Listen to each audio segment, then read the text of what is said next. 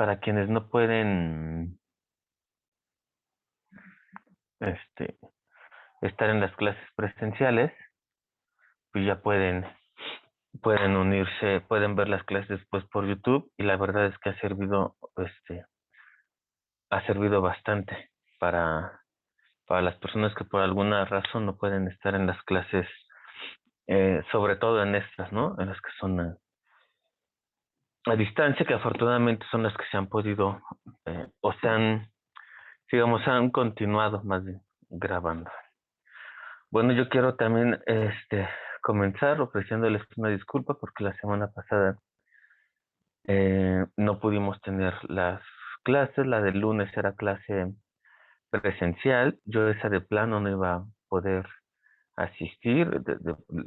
Bueno, les pude comentar el domingo, y bueno, entonces ya no, por lo menos a esta clase ya no tenían que ir a dar la vuelta hasta CEU, porque es importante, ¿no? Y si hubiera sido, no sé, más pronto, pues hubieran dicho, oye, pues no nos avisó, pero bueno, por lo menos a ese les alcancé a avisar, y pues ya no dar la vuelta hasta CEU. Y lo del viernes, que se había recorrido, bueno, pues yo no pude avisarles ahí con tiempo, pues estaba Lore, y ella me comentó que, bueno, se acordó, y entonces no pasa absolutamente nada, no hay ningún problema, que no iban a tener la clase, y entonces, por común acuerdo, y entonces la pasábamos al día de hoy. Ajá, entonces, eso quiere decir que lo que se ha recorrido es eh, de hecho, el último capítulo que vamos a revisar ya de Paulo Freire, ¿no? Recordarán, y bueno, y si no, pues lo aprovechamos para hacerlo ahora, que tenemos este, este texto revisamos al principio la educación como práctica de la libertad, y después nos pasamos con estos dos, ¿no? De la pedagogía del oprimido. A mí me parece que con esto nosotros ya podemos este, tener una visión global y bastante segura del pensamiento de Paulo Freire. Yo les decía, y la verdad es que sigue siendo mi postura, yo insisto en eso, en que si uno entiende las tesis principales de la pedagogía del oprimido y la educación como práctica de la libertad, tenemos un buen Paulo Freire, o sea que nos va a dar bastante bien para el resto de los libros, los textos que ustedes ya pueden leer sin ningún problema por su parte, y les aseguro que si ustedes llegan a estas últimas obras como El maestro sin recetas, Pedagogía de la autonomía, a esto que se llama Pedagogía de la pregunta, Pedagogía de la indignación, Pedagogía de la esperanza, y todos estos libros que uno dice, ¿en qué momento, no? Si Freire ya se murió, ¿por qué siguen sacando tantos libros? Pero bueno, eso pasa, ¿no? El de Miedo y Osadía, que es un texto muy bonito, la verdad. Entonces, todos estos libros, lo que yo me he dado cuenta es que cuando los voy revisando, aunque hay uno que me gustaría leer con mucha calma y no tengo, y es el libro que se le escribe a su esposa, que se llama, ay, si lo saben me corrigen, Cartas a Cristina. Creo que se llama así. Cristina fue la esposa de Paulo Freire. Ese texto, debo confesar, no lo conozco. O sea, sé que existe, pero no, nunca lo he consultado ni en portugués ni en español. Me llama mucho la atención para ver cómo es que Freire le escribe sobre pedagogía a su esposa, ¿no? Debe ser algo muy interesante. Cartas a Cristina, si no mal recuerdo, Testimonio a Cristina, algo así, hasta el título me falla, todos los demás los sé, pero bueno. Y entonces uno los lee, y la verdad es que digamos, donde está condensado eso, donde está condensado el pensamiento de Paulo Freire, es en estos dos libros. Ujú. Por supuesto que hay otras categorías importantes de pensamiento en el resto de los libros, pero los principales están acá. Ajá. Ahora, lo que nosotros hablábamos, si recuerdan, en la ocasión pasada, pues era ahora sí la definición donde aparece por primera vez el término de la educación bancaria. Y entonces veíamos que Freire da de una manera, o sea, de manera didáctica, expone con mucha claridad qué entiende por educación bancaria. ¿Se acuerdan? Cada quien de ustedes leyó una definición y la iba comentando, ¿no? El maestro sabe todo, el alumno no sabe nada, el maestro es el que habla, el alumno está en silencio, el maestro es el que organiza los saberes, etcétera, etcétera, etcétera. Era como de la A a la J, si no mal recuerdo. Todas esas son definiciones de lo que es la educación bancaria. Después, vamos avanzando en la exposición sobre las diferentes definiciones de lo que es la educación bancaria y aparece algo bien interesante y es como, me parece que Sofía lo fue comentando en esa ocasión, entre varios, ¿no? Pues, entre varias, por supuesto, digamos que se fue tejiendo, fuimos tejiendo, ¿no? Y entonces, ¿cómo se va articulando, cómo va apareciendo después de las definiciones de educación bancaria, el concepto de, o más bien cómo se asocia a la educación como práctica para la opresión? Entonces, en la pedagogía del oprimido, dice, claro, ¿no? Está la educación como práctica para como práctica de la libertad, como proceso de liberación, pero también existe la educación como práctica para la opresión. Y resulta que hay un tipo de educador para cada una de estas prácticas educativas. Entonces, para el nombre que recibe el educador que lleva a cabo la educación como práctica para la opresión, decíamos que Freire lo llama, y aquí toma prestado el concepto de Eric Fromm, como un educador necrófilo. ¿Se acuerdan? Es un educador necrófilo. Entonces, es decir, que ama la muerte, ¿no? ¿Qué quiere decir educador necrófilo? Bueno, esto, que ama la muerte, pero si analizamos, pues quiere decir que ama lo estático, que detesta el movimiento, y la vida es movimiento. O sea, tú cállate, ahí, sentadito, no te muevas, no respires, etcétera, es un educador necrófilo. Podríamos decir también que es un educador tradicional, ¿no? Ahora con Freire ya sabemos que ese sí es el bancario. Pero bueno, también le podríamos decir el educador necrófilo. Entonces vamos haciendo como una tablita. Tenemos el educador necrófilo que ama la muerte, que detesta el movimiento, no le importa el dinamismo, etcétera, y ese educa para la opresión. Por contra, está el educador, pues sí, biófilo, que ama la vida, pero también decíamos que Freire le llama a este educador, y yo creo que este tuvo más éxito que el educador biófilo. Yo le llamaría educador vital, por ejemplo. Esto se movió. Déjenme ver, lo arreglo rápido. Es que la basecita ya se mueve bien feo. Espérenme.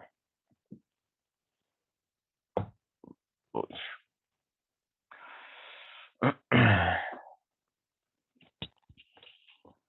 Ya sé lo que fue.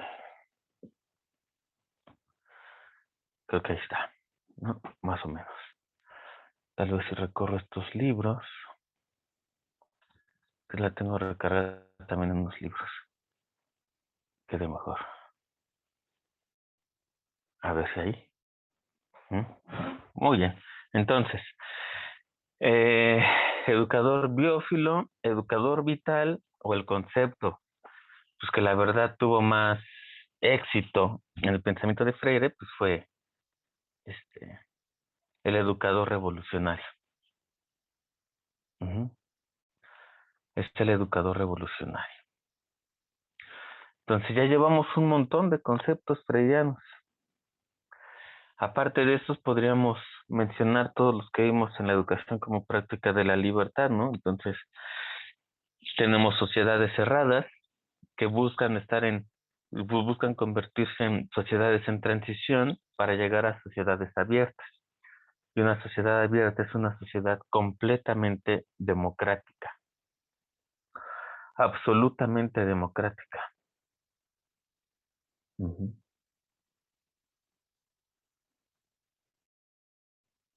¿Dónde podemos articular ahora estos libros para pasar al capítulo 3?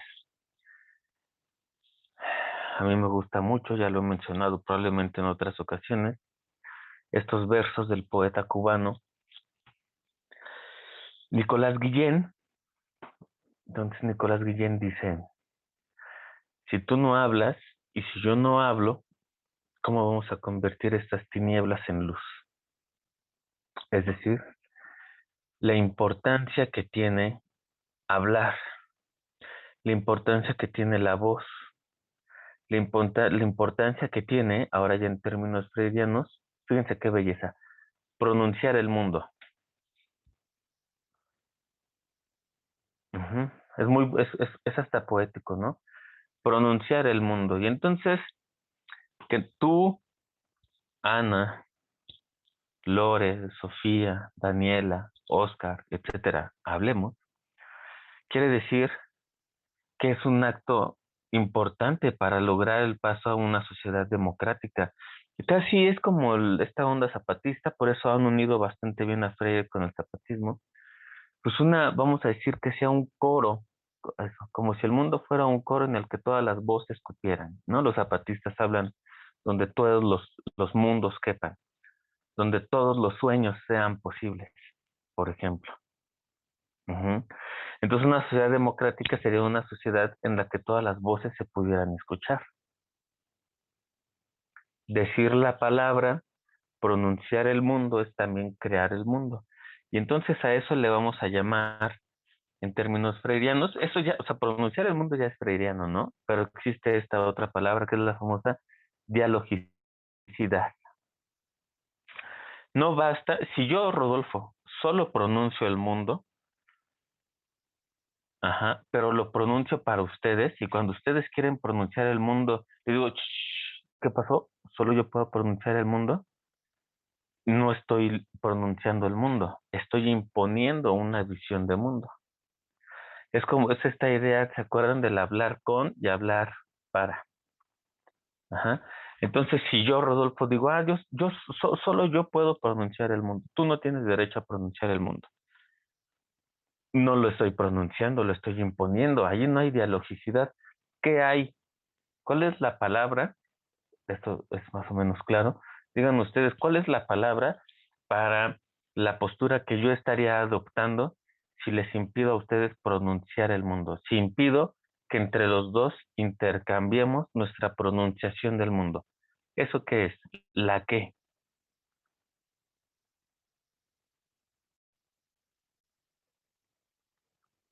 O sea, es decir, está la dialogicidad y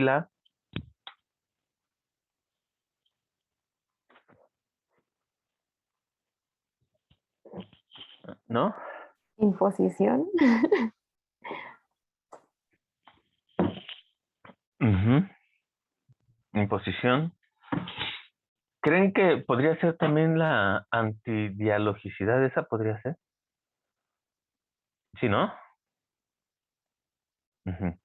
O sea, está la dialogicidad, sí, muy bien, pero, o sea, pronunciar el mundo, decir el mundo, pues digamos un mundo que acepta todas las voces, yo les decía, pero también está el que, ay, ya vas a empezar con tus cosas, vas a empezar con eso de pronunciar el mundo, déjame chambear, ¿no? A mí sí me gusta estar marcando por teléfono a las 7 de la mañana. ¿Por qué cree que no nos debe pagar? ¿Por qué cree que no le debe pagar al banco? Es que hablaste todo el día, pero nunca pronunciaste el mundo. Y cuando hay posibilidad de pronunciar el mundo, no lo decimos. Cuando hay posibilidad de dialogar, de la dialogicidad, que es una disposición a dialogar con el otro en un plano de horizontalidad, no lo hacemos. Entonces, decir la palabra transformadora no es la verborrea, no es solo abrir la boca y decir cosas, ¿no? Porque entonces hay que pensar en cuál es la palabra auténtica, diferenciar la palabra auténtica de la inauténtica, ¿no? ¿Cuál es la palabra entonces auténtica? Me parece que la palabra auténtica lleva a la reflexión. Eso es lo primero. La palabra auténtica tiene que llevar a la reflexión. La palabra auténtica transforma la, la realidad. Cuando uno solo habla y ya les había comentado antes que los brasileños tienen una palabra para esto, es la fofoca. Entonces, cuando uno habla y ya viste a la vecina, hoy no, si ya viste a la vecina y que esto y que el otro y que dejó de hacer y ella siempre tira a la basura, hoy no la tiró, ¿por qué será? Y que eso es fofoca, ¿no? Meterse en la vida de los demás, ¿no? Este, eso no es, eso es pura verbalismo, dice Freire. Eso no transforma el mundo. Ujú. Eso es palabrería, por ejemplo, verborrea, verbalismo, palabrería, palabra inauténtica. En cambio, la palabra auténtica, que es la que transforma la realidad, tiene como principal característica, decíamos que invita a la reflexión conjunta. Entonces, la reflexión conjunta, la reflexión horizontal, ya es palabra verdadera. Es palabra verdadera no porque lo que esté diciendo sean puras netas, sean verdades como la raíz cuadrada de 9 es 3, no, sino que o sea, la palabra verdadera no se entiende en ese sentido científico, pero sí tiene una carga epistemológica. Es una palabra verdadera en tanto transforma el mundo. Ajá, entonces tenemos, por ejemplo, es el 1, 2, 3, 4, 5, sexto párrafo del capítulo 3, que Freire dice, la existencia, esto ya podría ser un trabajo de tesis excelente, ¿eh? Porque la verdad es que Freire sí dice existencia y sí está pensando en los existencialistas europeos, ¿eh? La verdad, ya lo habíamos visto la vez pasada, o sea, en este mismo libro, el primer autor citado es Husserl, ¿no? Aparece Husserl, Sartre, Heidegger, lo vimos que también aparece Karl Jaspers. Entonces, la existencia la está pensando él como existencialista. Ajá. Freire como existencialista, por supuesto. La existencia, en tanto humana, no puede ser muda, silenciosa. Mudos y silenciosos, los muertos, nada más. Pero ustedes y yo estamos vivos, estamos vivas. La característica de nuestra existencia es que no puede ser muda, no podemos estar en el silencio todo el tiempo, si no ya estaríamos muertos. Eso sería la necrofilia, el educador necrofílico, ¿no? Entonces, la existencia en tanto humana no puede ser ni muda, ni silenciosa, ni tampoco nutrirse de falsas palabras, sino de palabras verdaderas con las cuales los hombres transforman el mundo. Ahí está. La palabra verdadera consiste en transformar el mundo. Existir humanamente es pronunciar el mundo, transformarlo. Pronuncio al mundo y en la misma pronunciación del mundo lo estoy cambiando. El mundo pronunciado a su vez retorna problematizado a los sujetos pronunciantes, exigiendo de ellos un nuevo pronunciamiento.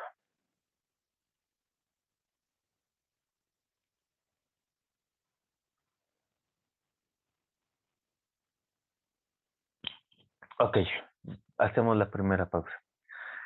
¿Qué piensan ustedes de manera muy precisa eh, son dos ideas, ¿no? Primero, ¿qué puede hacer la pedagogía? Pero piensen de verdad, me gustaría mucho en prácticas así, muy, muy, muy precisas, en acciones muy, muy concretas, no nos vayamos a niveles de abstracciones tan difíciles, tan lejos del sentido de la tierra. Y entonces, ¿qué acciones precisas piensan, por ejemplo, para salir de, vamos a llamarle, de una realidad educativa muda y silenciosa? ¿Por qué hasta la universidad podemos ver todavía ese mudismo, ese silencio. Ujú. Y por otro lado, Jocelyn uno, y por otro lado, ese es un tema, y por otro lado, ¿cómo entienden ustedes eh, pronunciar el mundo y al pronunciarlo, transformarlo? ¿Qué quiere decir Freire con eso? Porque a mí me parece que sigue habiendo ahí una pizca de abstracción. En términos concretos, ¿qué quiere decir pronunciar el mundo que cuando lo pronuncie transforme? Ajá, o sea, en concreto, ¿qué está diciendo Freire ahí? Porque suena muy bonito, pero todavía tiene un nivel de abstracción. Ujú. Ok, entonces, ¿sobre cualquiera de esos temas o sobre ambos? Vamos a comenzar con Jocelyn y después me gustaría ver más manitas levantadas. Adelante, Jocelyn. Sí, creo que podríamos comenzar esta parte del diálogo reconociendo a los sujetos, bueno, a los que forman, a los alumnos en sí, y tomar su palabra viva y rescatarla nosotros como, bueno, como profesores para poder hacer un intercambio y que sea la narrativa entre los dos, o sea, que haya un intercambio de diálogo bidireccional, no solo de uno hacia otro. Bueno, eso es respecto a la primera, y ya. Reconocer la palabra del otro. Es bien difícil, ¿no? Porque salen los especialistas. Hasta creo, Jocelyn, que sería un poco como renunciar a un poquito de poder que tenemos. Tal vez estamos regresando a lo que ya habíamos dicho antes, por eso vamos a dejar aquí en paz a Freire. Me refiero a esas características que ya el propio Freire señaló que son indispensables para que haya diálogo. Y el primero es, y siempre aparece, es la humildad. Parece como si no eres humilde, difícilmente vas a poder reconocer la palabra del otro, como en este caso lo está señalando tú misma, ¿no? ¿Por qué le tenemos miedo a hablar? ¿Qué representa el acto de hablar que se vuelve tan peligroso? ¿Qué prácticas así? Pero, o sea, de verdad, si alguien ya trabaja en una escuela nos podría decir qué hace, ¿no? Este, así de sencillo, ¿no? ¿Qué prácticas precisas podemos hacer, por ejemplo, para que haya bidireccionalidad, como decía su compañera Jocelyn? Para que haya horizontalidad, como dice Freire, para reconocer la palabra del otro. Eso está muy bonito porque eso ya implica reconocer el mundo del otro.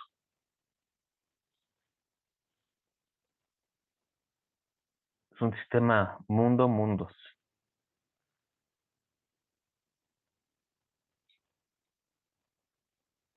¿Quién? Vamos, vamos, vamos. Bueno, no era sobre las prácticas concretas, que pues es que creo yo que no sé cómo justamente también viene en este capítulo, ¿no? Todavía recuerda estas como características de lo que tiene que tener la palabra verdadera, ¿no? O sea, el amor, la humildad, la fe pues hacia las personas con las que estás hablando, no para las que vas a hablar, ¿no? Entonces, quizás en prácticas educativas, justamente tenemos que dejar de lado un poco pues el papel de maestros, el papel de saber que, o de pensar que nosotros sabemos todo, y pues acercar como a los niños a que ellos también te cuenten lo que viven en su vida, o sea, lo que les importa, aunque para nosotros pueda parecer que es un poco, pues no tan importante, o sea, como ser más humildes quizás sería pues justo reconocer que lo que me está diciendo ese niño o esa niña es importante para ella, ¿no? Entonces, pues creo que eso podría eh, como hacerse. Y respecto a lo que decías de pronunciar el mundo y, o sea, de que todavía es como una frase o como una idea muy objetiva, pues justamente es que creo que también es muy importante, ¿no? O sea, porque no solo es de hablar o de decir, "Ah, hay que dejar que los otros hablen", ¿no? No solamente es eso, también es un existir, o sea, en cuanto a existencia misma, o sea, en cuanto a ser un humano, pues. Si tú no dejas hablar a alguien, si tú no dejas que alguien diga algo o no te prestas para hablar con ese otro alguien, simplemente no estás reconociendo su existencia, o sea, no, y esa persona tampoco está existiendo, o sea, entonces es algo muy, sí creo, abstracto, pero porque no se puede ver de otra manera, porque creo que no es de otra manera más que el hecho de que mientras más personas estén calladas, menos personas existen, o sea, menos problemas y menos subjetividades o distintas realidades existen. Y pues es como algo muy fuerte porque es casi, casi como matar a otra persona, o sea, pero sin hacerlo físicamente, pues. Entonces, pues más o menos es lo que yo entiendo por esto de pronunciar el mundo y de que los demás pronuncien el mundo y además después de eso que existe un nuevo pronunciamiento, o sea, que justamente estas dos pronunciaciones del mundo generen un nuevo conflicto que haga que exista otro nuevo, ¿no? Y pues eso es lo que yo había entendido de ese apartado. Ujú, claro, negar la existencia del otro al no dejarlo pronunciar la palabra transformadora, porque probablemente lo dejas hablar y hablar y hablar, pero cuando quiere pronunciar el mundo, que es con la palabra verdadera o transformadora, ahí ya no. Incluso podremos pensar en una sociedad que nos hace hablar y hablar y hablar y hablar, pero cuando queremos pronunciar el mundo, ya hay silencio. Es decir, puedes hablar sobre un montón de cosas, cada vez me vuelvo más viejito, cosas que son irrelevantes, que a mí francamente me parecen ya, o sea, francamente estúpidas, ¿no? O tal vez por mi nivel de compromiso va cambiando, pero si esas mismas personas que se la pasan hablando todo el día de cosas que son, pues la verdad, que no son importantes, pues, ni en sus propias vidas, y quisieran pronunciar la palabra verdadera, pronunciar el mundo, transformar el mundo con el diálogo, ya no los dejarían pronunciarse. Es decir, que mientras uno esté en el verbalismo, mientras uno esté en la fofoca, no hay ningún problema. Es decir, sí hablan, no hay que pensar, no hay que imaginarnos personas en completo silencio todo el tiempo. De hecho, estas personas creo que gustan mucho de hablar, gastan saliva todo el día, ta, ta, ta, ta, ta, ta, ta, ta, ta, ta, en muchos lugares, pero la palabra verdadera no es pronunciada. Y podríamos pensar, a partir del comentario de Lore, que cuando tienen que pronunciarla, o cuando ellos quieren ya pronunciar la palabra verdadera, ya se les imposibilita. Y sí, yo creo que impedirle a alguien pronunciar la palabra verdadera es negar al otro. Lo vamos a ver más adelante en qué sentido. Se empieza a asomar el cristianismo de Freire. Por eso es que muchos asociaron su pedagogía de la liberación con la teología de la liberación en América Latina, ¿no? Y bueno, ya está de esto la fe, la humildad, todas estas cosas, ¿no? Viridiana, y después me gustaría saber si Oscar puede desarrollar la idea que puso en el chat. Yo estoy completamente de acuerdo, ¿eh? Pero me gustaría saber si tú tienes algo más que desarrollar. Ujú. Viridiana, te escuchamos. Sí, gracias.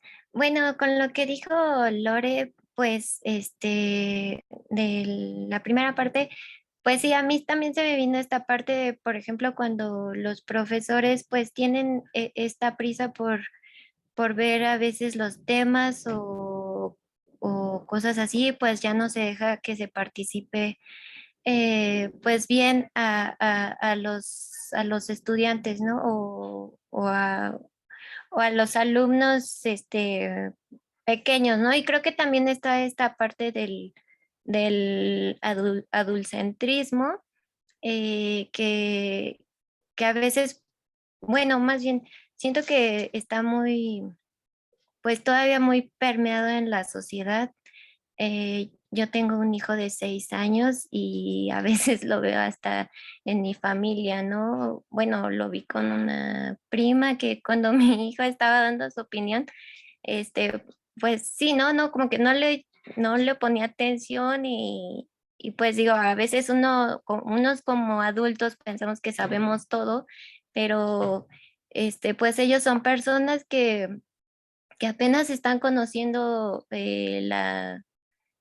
pues sí, el mundo y tienen su propia visión, entonces pues creo es muy importante también darles pues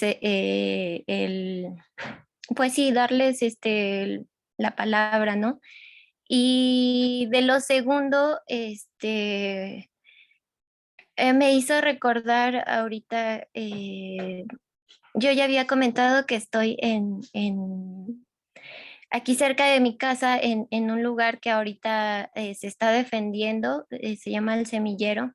Entonces, el día jueves se quedó de ir a una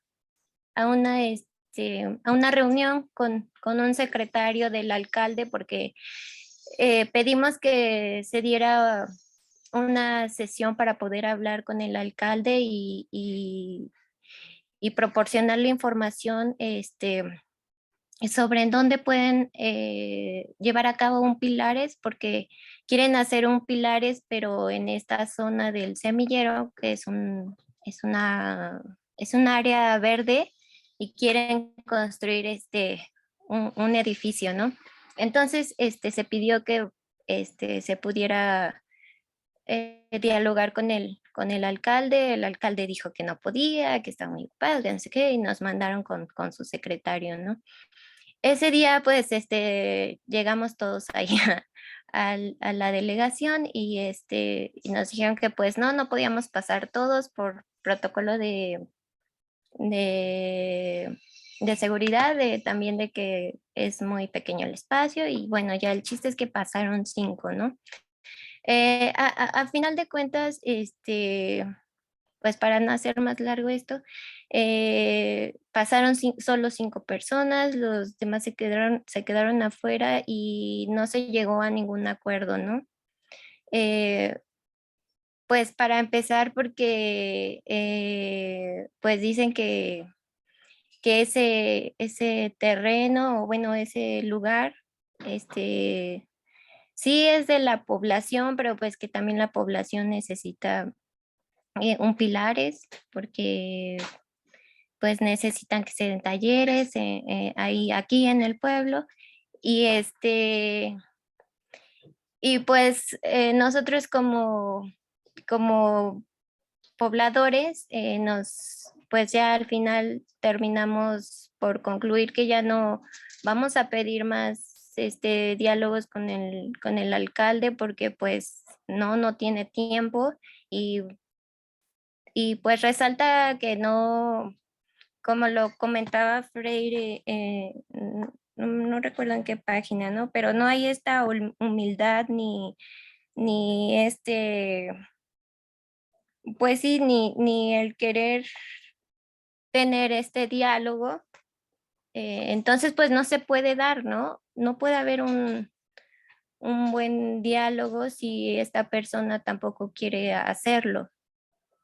Y bueno, a final de cuentas terminamos concluyendo que pues si los de la alcaldía llegaran a empezar a meter maquinaria o cosas así, pues también no se va a dejar, ¿no?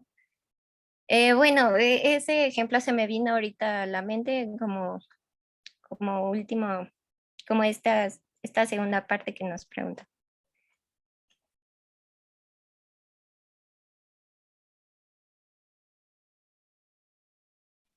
Muchas gracias, Viridiana. Ahora, a ver, vamos a continuar con tus participaciones. Sofía, por favor. Hola.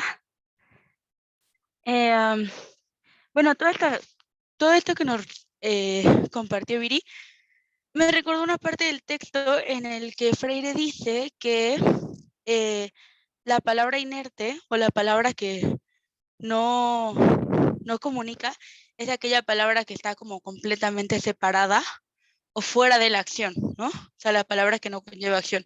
También creo que esto que suele hacer la escuela y que después hace la academia de hablar y hablar y hablar de el mundo y de la realidad como si fueran objeto de estudio y no como si fuera algo verosímil que nos envuelve, es cuando se vuelve inerte. Y lo pensé también el día que estábamos en una clase presencial, me parece, y hablamos de lo del actor, que le dio una cachetada a otro actor, y alguien dijo como, no, yo no creo que sea una conversación inerte porque me hace pensar en la realidad que vivimos y me hace pensar en la agresión y en la violencia simbólica e incluso en que ambos actores eran negros, cosas por el estilo, ¿no?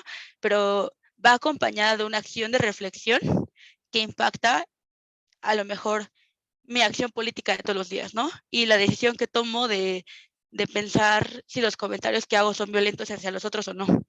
Entonces, creo que la conversación, más que ir sobre de temas o sobre personas o sobre cosas, tendría que ir acompañado de un, ok, yo digo esto, pero ¿qué hago? Y en el momento de educar en el que no existe la conversación separada de la acción, sino que una se complementa con otra. Y si no dices lo que haces, todo lo que digas como que no tiene tanto sentido.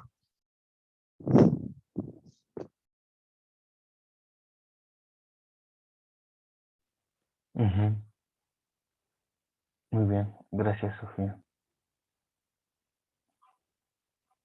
Oscar, ¿quisieras desarrollar un poco tal vez lo de... Sí, Ujú. ¿me escucho? Sí, es que voy caminando. Sí, sí, sí. Ok. Bueno, puse que la palabra, ay, ¿cómo puse? Pronunciar la palabra es también un acto de valentía.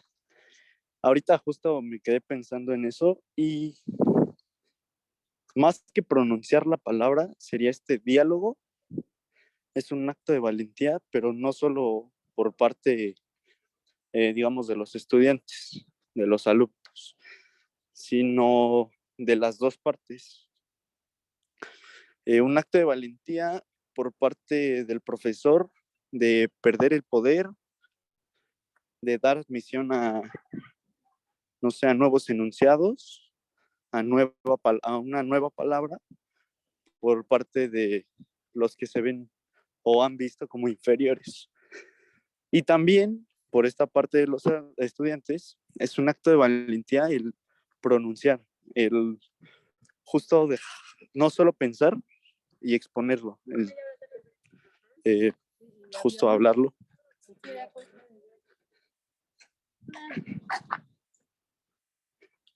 Y por eso es que yo creo que es un acto de valentía este diálogo. Ya no solo pronunciar la palabra, sino justo el dialogar.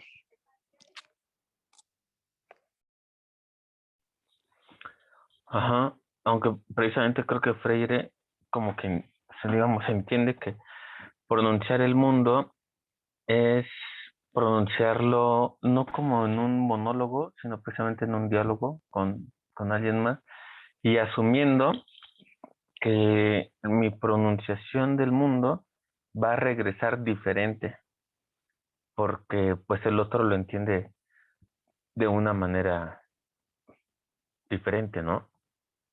Y entonces, cuando me regresa mi pronunciación del mundo, eso ya es un diálogo. Si yo lo respeto, si soy humilde con la otra pronunciación del mundo, como el otro recibe mi pronunciación del mundo, porque no, como decía Sofía Viridiana, ya no recuerdo, no hay comunicación. A eso Freire le llama extensión. Si yo pronuncio el mundo, pero cuando me regresan lo que el otro comprende de mi pronunciamiento, y yo no estoy de acuerdo, yo no quiero comunicar, solo quiero extender, imponer, entonces eso es antidialógico, ¿no? Precisamente. Es interesante porque la antidialogicidad está a la orden del día, ¿no? O sea, no nos gusta que nos digan no a nuestro pronunciamiento del mundo. Y es bien difícil porque me parece que es un examen continuo. O sea, que no podemos dejar descansar y percatarnos en qué momento, como decía también Viridiana, nosotros reducimos al silencio el pronunciamiento del mundo de los demás, por ejemplo, de los niños, ¿no? Es horrible. Por eso no nos tendríamos que sorprender cuando llegamos a una edad y te dan la palabra y pues simplemente no quieres hacer uso de ella. Si la palabra es la libertad, pues es este tema. Nunca he sido libre. ¿Qué hago cuando me la dan? ¿Y esto? ¿Qué se hace con esto? Pues vamos a regresar al silencio porque es donde hemos estado. Uh-huh. Entonces, vamos a avanzar en el planteamiento de Freire, que eso es de la valentía, está muy ligado a lo que sigue. Ajá, esto estuvo muy bien que participara al final, Oscar, por lo que sigue. Sí está la valentía, pero hay, digamos, algo sin lo cual la valentía no se activa, vamos a ver. Esto, el elemento que sigue es propiamente digamos, el motor del diálogo, es el motor de la educación liberadora, es el motor de pronunciar el mundo y respetar el pronunciamiento del mundo de las otras personas o los otros sujetos, yo qué sé. Es lo que nos saca de la situación opresora. ¿Qué podrá hacer? ¿Qué es lo que, digamos, está de fondo, como el motor, les decía, del diálogo, de pronunciar el mundo, de la valentía?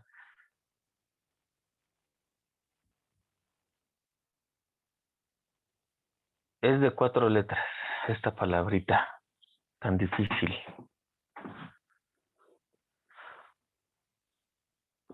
El amor.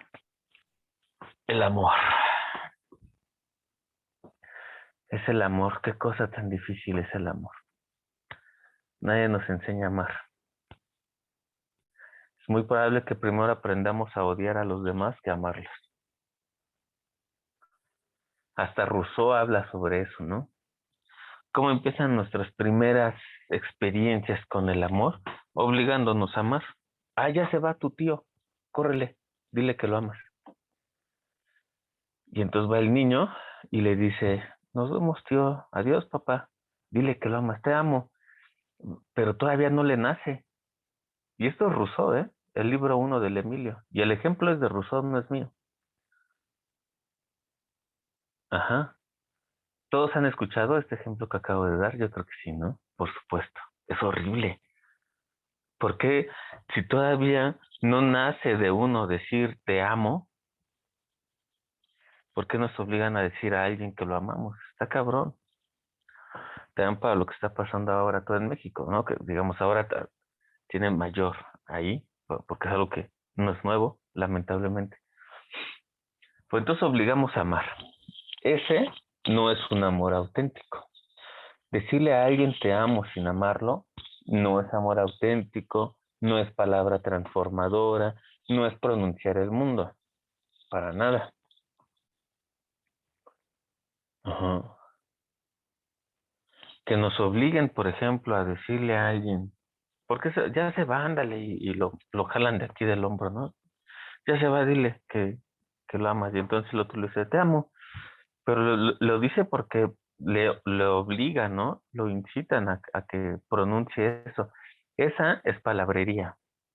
El otro tendría que sentirse muy mal, porque, o la otra, porque pues, tendría que saber que no lo ama todavía.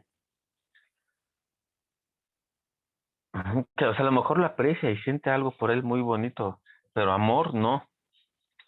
¿Por qué no podemos obligar a alguien a que ame? O sea, es una situación tan lamentable en la que estamos que el amor no es un eje rector en la construcción de lo social.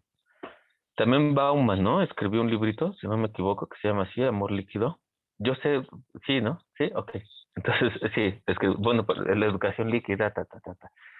Yo ese no lo he leído, ¿eh? El Amor Líquido, a ver si con las lecturas que tengo en pausa, en unos 2 años podría llegar a Bauman.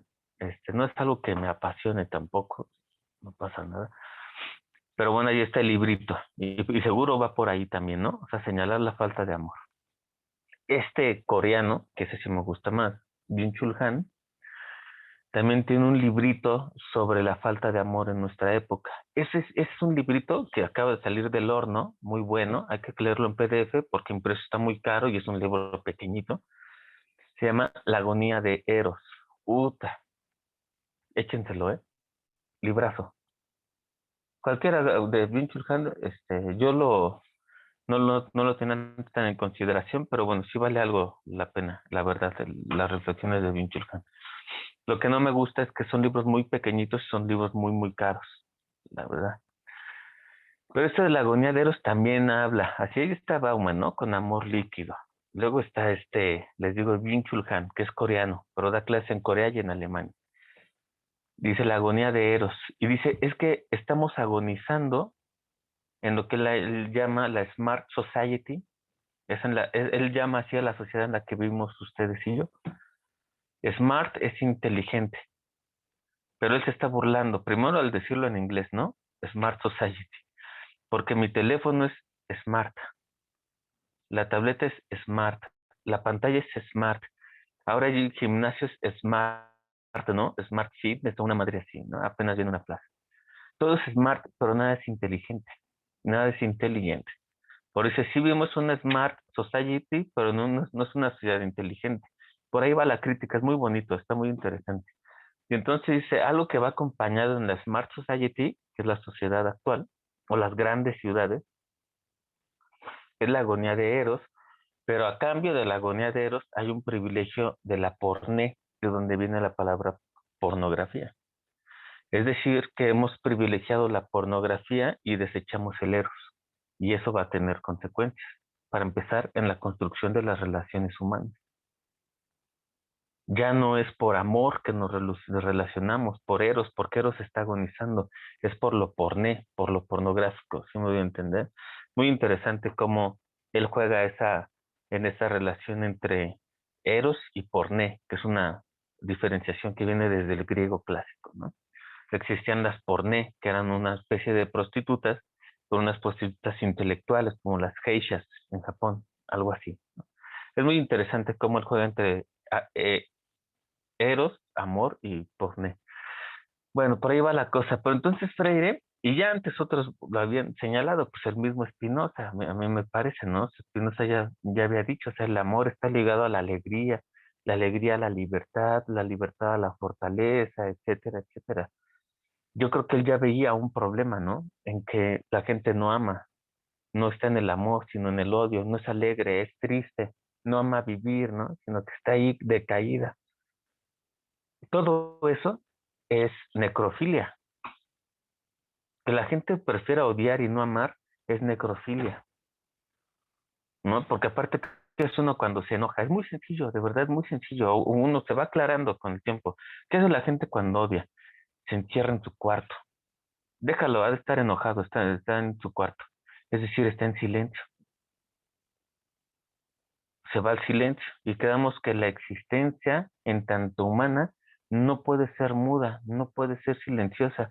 Cuando el adolescente va y se azota la puerta y se encierra en su cuarto porque está enojado, porque odia, porque está triste, ¿qué es lo que necesita? Amor. Sí, muy bien. ¿A qué te refieres? Hablar. Su silencio está gritando ser escuchado. Ajá. Entonces toda la gente que va enojada, que odia, que está triste, que son existencias grises, en realidad ese silencio grita y grita que quiere hablar. Aunque, insisto, recuerden, ellos hablan todo el día, ¿eh? Porque quedamos que esa no es palabra transformadora. Esta gente que odia, que está triste, que está en lo líquido, que prefiere el porné frente al Eros, etcétera, habla todo el tiempo, se van de vacaciones, estrenan ropa cada rato, etcétera. Por eso el existencialismo no tiene que ver con eso. El existencialismo tiene que ver con la interioridad de las personas. Muy bien, esa es tu exterioridad. Y en la interioridad, ¿cómo andamos? ¿Por qué toda tu palabra es palabrería y no hay palabra transformadora? ¿Mm? Entonces, Freire es bellísimo y esto es crucial para entender a Freire. Todo acto educativo es un acto de amor. Y si es un acto de amor, es un acto de valentía, porque decir en nuestros días amar a alguien es revolucionario. Sí, hay un montón de jóvenes que no les dicen a sus papás ya grandes, te amo, papá. Pues, ¿cómo le voy a decir? Pues, si es mi papá. Bueno, pero si lo amas, hazlo. Después no vas a tener oportunidad de hacerlo, ¿eh? Así funciona la vida. ¿Cuál es la dificultad para decirle a alguien que lo amas? Por ejemplo, a los estudiantes, para quererlos, a los profesores, ¿no? Excelentes profesores que todos nosotros hemos tenido y con los cuales estamos agradecidos. ¿Les ha pasado? Enseguida le doy la palabra a Silín. Cuando alguien está con alguien, cuando una persona está con otra y le quiere decir el amor y no lo hace. ¿Y saben por qué no lo hace? Por miedo. Por eso está muy bien lo que decía Oscar. Se necesita valentía y un montón. Jocelyn. Sí, es que iba a decir que pues no se atreve uno a decir a quienes ama por justo esto, el miedo, pero pues ya lo dijo usted. Pero también siento que es parte de quitarnos o de quitarse la humildad como persona, como de por qué voy a amar a mi papá o no sé, o por qué voy a amar a mi profesor si él es así conmigo. Entonces siento que va también esta parte de la humildad y de vencer los miedos para poder transmitir lo que sentimos y nuestras palabras, como usted dice, el diálogo. Sí, muy bien. ¿No? A mi papá, o sea, al mundo, ¿no? Al papá, a la mamá, yo qué sé, a los hermanos.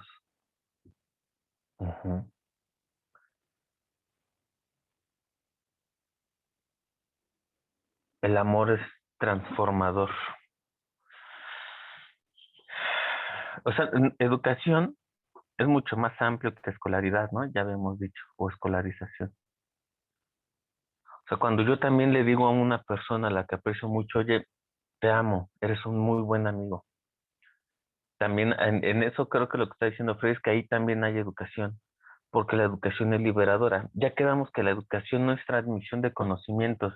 Si la transmisión no es solo o no es únicamente transmisión de conocimientos, también la encontramos fuera de la escuela y sigue habiendo educación. Es como si existencialmente yo tuviera que estar educado para poder decir el amor.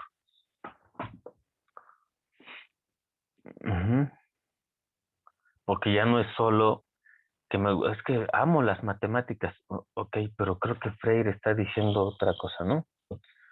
Porque tiene que ver con transformar el mundo.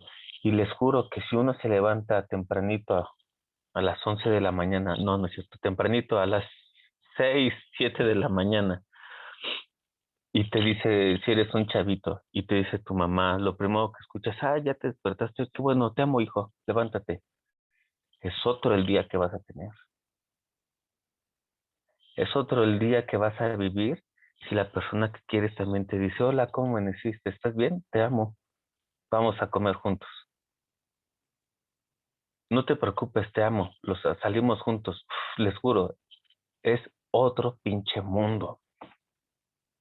Es otro el mundo cuando uno se levanta y escucha a alguien que aprecia, te amo. Tú puedes, confío en ti, lo vas a lograr. ¿Sí me debe entender? Pero un montón, ay, güey, esas son cursilerías, no mames. No, güey, pero entonces sí te vas y tratas de esta manera a las mujeres, eso es porné. Yo estoy hablando de Eros. Ven, ahí está bien chulcano otra vez. ¿Sí? No puedes decirle a la mujer que amas, te amo, pero sí, entonces vives en el porné y no en el Eros. Y el problema que estamos discutiendo ustedes y yo es el Eros. Exactamente como dice ¿quién fue Oscar? Jocelyn, amar es una decisión, pero es necesaria para la época. Son varios autores, de verdad, en mi cabeza estoy pensando en muchos autores. Este alemán, que también está en la onda de Husserl, por cierto.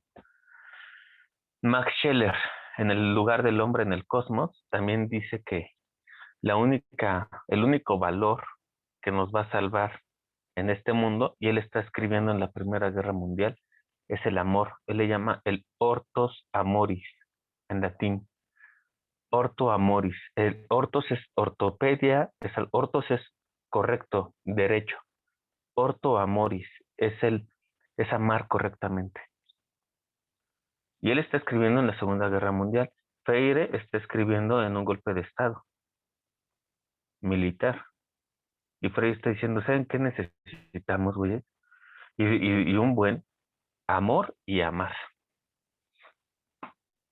Y entonces cuando uno ama y es amado, está educando al otro y educándose a sí mismo.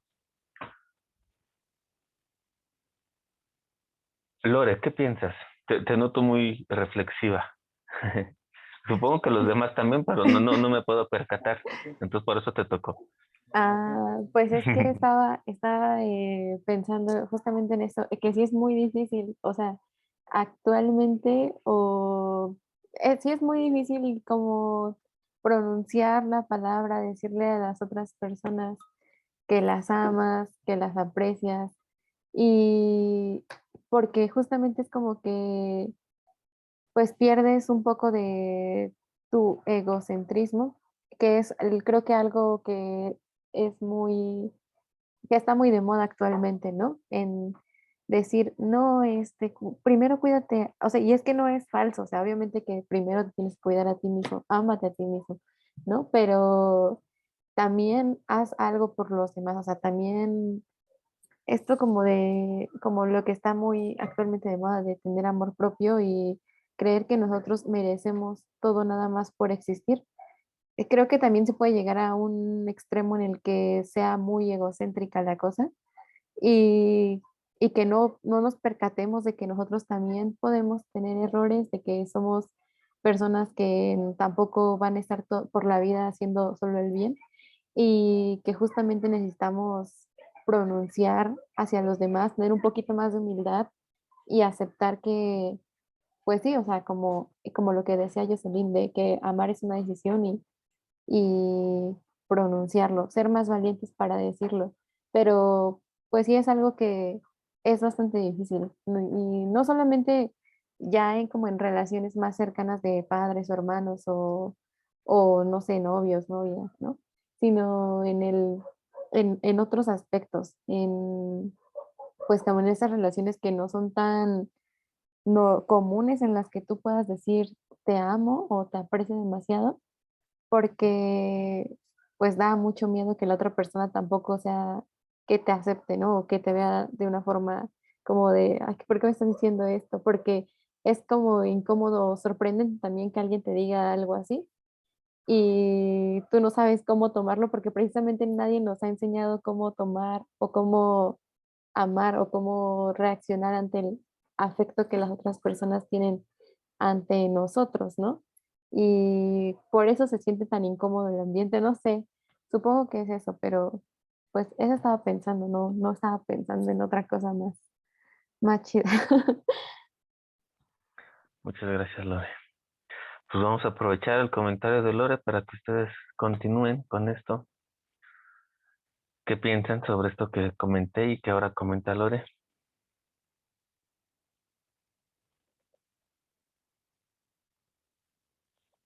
Sofía.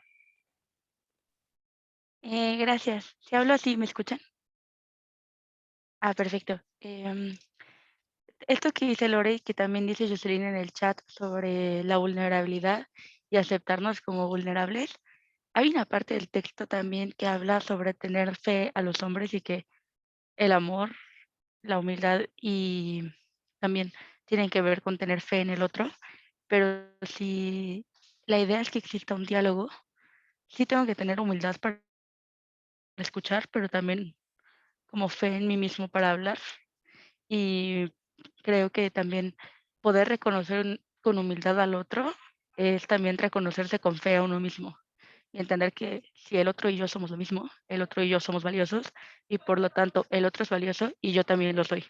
Y lo que el otro dice cuando va acompañado de la acción y de la reflexión y genera algo es valioso, pero cuando yo tengo diálogos conmigo mismo que tienen acción, son valiosas y por lo tanto no es una parte, creo que también por eso me gusta tanto lo que propone Freire como educación, porque no es como todo en el alumno o todo en el profesor, sino como un todo en todos, en un esquema muy horizontal, que sea colaborativo de dando y construyendo juntos en algo que, no sé, también no es como quien llega primero al conocimiento o quien tiene más conocimiento o quien puede o quien es más propositivo, sino como juntos ir viendo cómo construimos algo y cimentarlo en esta idea de que todos somos tan dignos y tan valiosos como reconocemos que somos.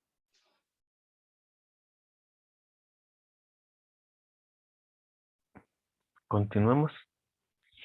¿Quién más? ¿Quién más? ¿Quién más?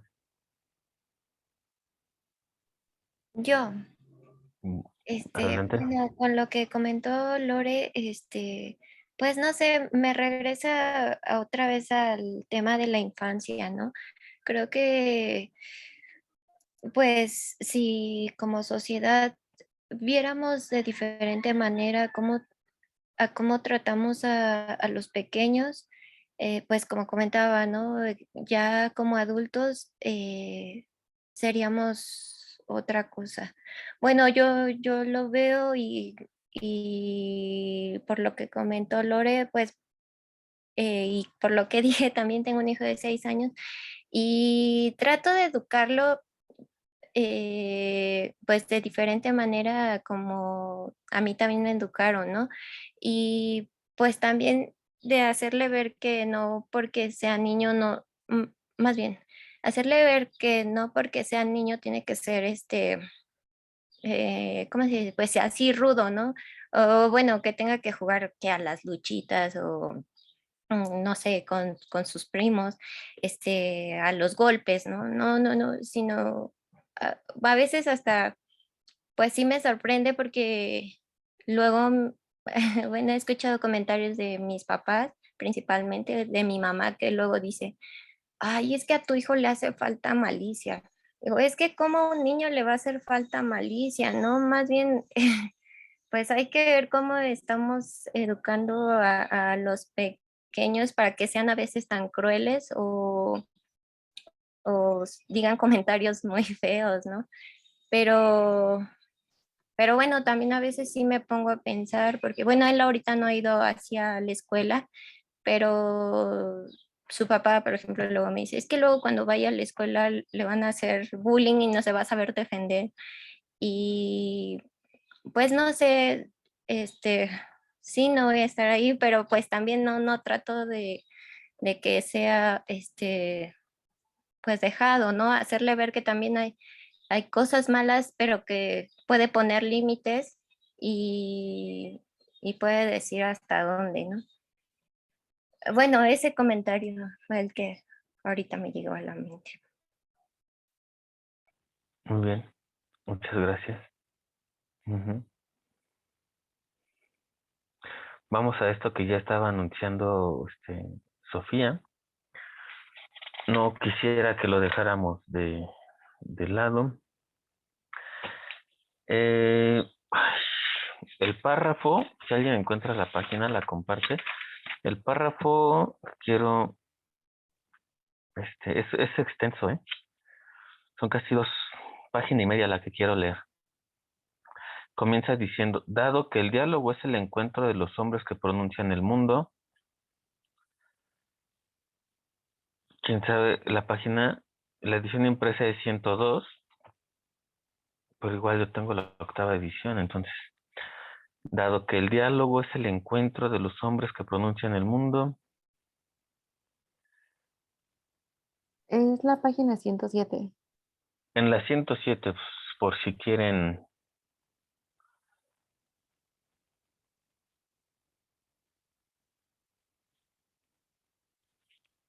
Ujú. Ok, entonces voy a leer todo eso. Cito, dado que el diálogo es el encuentro de los hombres que pronuncian el mundo, no puede existir una pronunciación de unos a otros. Esto la verdad es que ya es muy claro, ¿no? Ya es muy, muy, muy, muy claro. Ajá. Es un acto creador. De ahí que no pueda ser Mañoso instrumento del cual eche mano un sujeto para conquistar a otro, porque sería imposición. La conquista implícita en el diálogo es la del mundo por los sujetos dialógicos, no la del uno por la del otro. Conquista del mundo para la liberación de los hombres. Es así como no hay diálogo si no hay un profundo amor al mundo y a los hombres. Eso es lo que me importa, lo del amor. No es posible la pronunciación del mundo, que es un acto de creación y recreación, si no existe amor que lo infunda. Siendo el amor fundamento del diálogo, es lo que les decía, me parece que lo que está detrás del diálogo, de la educación, de todo, es el amor. Aquí dice es el fundamento. Uh-huh. No es posible la pronunciación del mundo, que es un acto de creación y recreación, si no existe amor que lo infunda. Siendo el amor fundamento del diálogo, es también diálogo. De ahí que sea esencialmente tarea de sujetos y que no pueda verificarse en la relación de dominación. En la dominación, lo que hay es patología amorosa. Uh-huh. Sadismo en quien domina, masoquismo en los dominados. Amor no. El amor es un acto de valentía, nunca de temor. El amor es compromiso con los hombres. Donde quiera exista un hombre oprimido, el acto de amor radica en comprometerse con su causa. Uy, está bien difícil, ¿no? La causa de su liberación. Este compromiso, por su carácter amoroso, es dialógico. Por eso es que todo acto educativo es un acto amoroso. Como acto de valentía, no puede ser identificado con un sentimentalismo ingenuo. Como acto de libertad, no puede ser pretexto para la manipulación. Mira, te quiero mucho, yo te amo, estoy comprometido con tu causa, ahora yo quiero que tú hagas esto por mí. Estás manipulándome, entonces no me amas. Ok, no puede ser manipulación, sino compromiso. Por esta misma razón, no pueden los dominados, los oprimidos, en su nombre, acomodarse a la violencia que se les imponga, sino luchar para que desaparezcan las condiciones objetivas en que se encuentran aplastados. Solamente con la supresión de la situación opresora es posible restaurar el amor que en ella se prohibía. Si no, eso que viene es bellísimo y es esencial. Si no amo el mundo, no amo la vida. Si no amo a los hombres, no me es posible el diálogo. Por eso dicho de manera breve, es que si no amas, difícilmente uno puede ser educador. Si no se ama, difícilmente se puede transformar el mundo. Es como si el motor de la existencia fuera el amor. O mejor, como si el amor tuviera que ser el motor de la existencia, porque en realidad parece que lo que pues es otra cosa, el odio, señalar, exhibir, destruir, y no construir, compromiso, etcétera. ¿Quieres ser educador? Está muy bien. Pero tú no amas.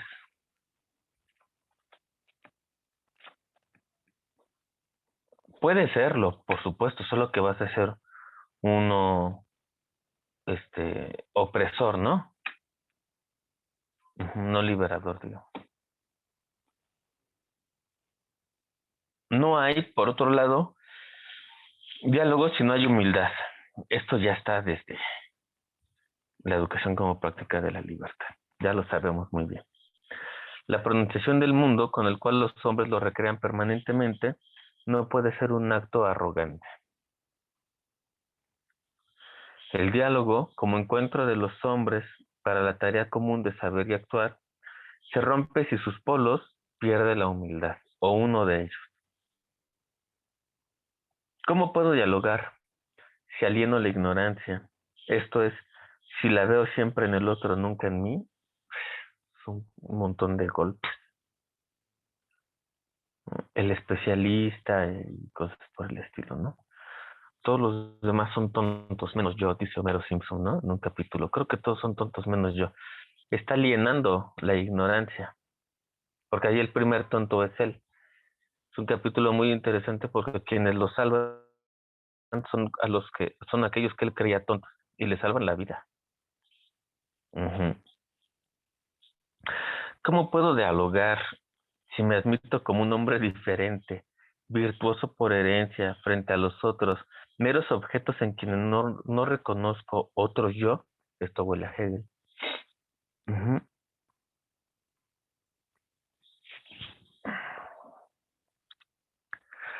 A mí, ¿cómo puedo dialogar si me siento participante de un gueto de hombres puros, dueños de la verdad y del saber, para quienes todos los que están fuera son esa gente o esos nativos inferiores? Tal vez un poco también lo que nos comentaba Jocelyn con el alcalde. Soy tan importante, soy el alcalde, que no tengo tiempo para yo ir y directamente dialogar, no hablar, para dialogar con ellos, ¿no? Con esas otras conciencias. Otra vez esa gente. Ujú. ¿Cómo puedo dialogar si parto de que la pronunciación del mundo es tarea de hombres selectos? Los especialistas, los doctores, los invitados, los ponentes especiales, la gente que viene de otro país a hablarnos. Y que la presencia de las masas en la historia es síntoma de su deterioro, el cual debo evitar. Se podría resumir bastante bien en la humildad. Entonces es esto que estábamos diciendo nosotros, ya desde hace rato. Cómo llegar a la humildad y mantenernos en ella. ¿Por qué en el Colegio de Pedagogía de la H Facultad de Filosofía y Letras todavía hay profesores que si no le dices doctor o doctora se molestan bastante? ¿Qué tenemos de especiales? Digo que absolutamente nada. Nada, nada, nada, nada, nada. O educadores que se molestan si las reflexiones de los estudiantes son más profundas que las de él o las de ella. Le están dando en la humildad que no tiene. Y lo que es más importante para Freire pues es que no ama, porque empieza a sentir celos, odio, ¿no? Y viene toda una campaña de desprestigio.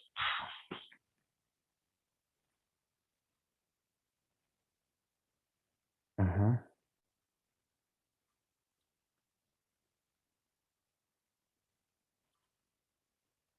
¿Cómo aprender a amar a los otros?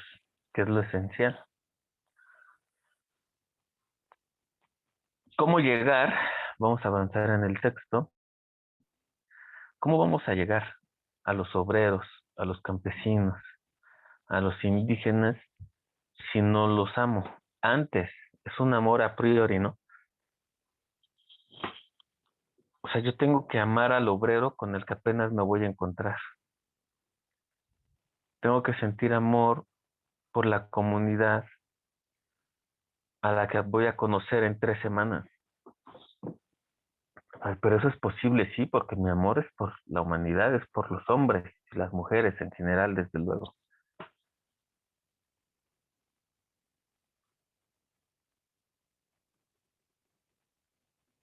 ¿Qué opinan al respecto? Yo me pasé la página 108. Ujú. El párrafo comienza, si lo quieren, si lo pueden ubicar, tal vez debe ser la 120 de ustedes. Yo qué sé. Simplemente no podemos llegar a los obreros. Así comienza. Sí, pero bueno, en lo que la encuentran, vamos a escuchar a Jocelyn, porque ahorita vamos a comentar eso. Ah, sí, pues respecto a la pregunta, bueno, rescaté una pregunta ahorita que usted estaba hablando sobre cómo amar a los demás, bueno, ajá, pues creo que podemos irnos a la parte psicológica donde son los pilares del amor, en donde se debe de tener respeto, confianza y admiración. Entonces yo considero que lo principal es respetar a los demás, tanto sus palabras, o sea, sus diálogos y cómo ven ellos el mundo para poder así nosotros generar amor y pues no sé, ay, no sé, ya terminé. Ujú. Oye, estoy viendo que lo que escribieron ustedes antes en el chat, desde Andy Brieño y tú, está muy bien, ¿eh? Ajá. Y lo cual es porque dice Andy, así deberían ser los niños sin malicia, lo cual es cada vez más difícil. Ay, sí, en este país es horrible. O sea, es aparte porque me estoy haciendo viejito, quiero decir conservador, es decir que me aburren las cosas que hoy entretienen a los chavos, que es cañón, o sea, me aburre, feo, tremendo, no soporto, ¿no? Y una de esas cosas es ver videos de niños jugando a ser adultos, ¿no? Niños jugando a matarse, y, pues esta pinche madre de la narcocultura y cosas así, está tremendo, tremendo, tremendo. Y entonces el que no es malo es tonto, ser bueno es ser tonto. Ujú. Y después precisamente el otro comentario que se Jocelyn, y ahorita lo que está diciendo, ser educador es salvar al mundo. Por eso, y me ha tocado antes en esta clase de textos, pero pues es que esto es muy utópico, ¿no? Y asocian la utopía a algo irrealizable. Es muy utópico porque uno solo no va a cambiar el mundo. Cuando uno habla así, ya perdió, ya ganó el pesimismo. Ujú. O sea, uno no lucha para ganar, uno lucha porque luchar es necesario. Esa, por ejemplo, es la definición de héroe trágico de Schelling, ¿no? Por ejemplo, alguna vez me publicaron un artículo sobre eso, sobre por qué el héroe no gana, sino que el héroe lucha y su grandeza está en luchar. Prometeo no le ganó a Zeus, Zeus le ganó a Prometeo. ¿Se acuerdan que está Prometeo encadenado? Está Prometeo allá arriba y entonces de noche le crece el hígado, pero de día llega un águila y lo devora por la eternidad. Fue el castigo que le dio Zeus. Pero ¿qué hizo Prometeo? Luchó contra los dioses para quitarles la razón, que es el fuego, y dársela a los hombres. ¿Qué es lo que hace de Prometeo un héroe trágico? Luchar con quien sabía que no le iba a ganar. Cosas por el estilo. Por ahí va la cosa. Por lo menos por ahí va. O sea, ¿cuál es la necesidad? ¿Quieres ser revolucionario? Ama.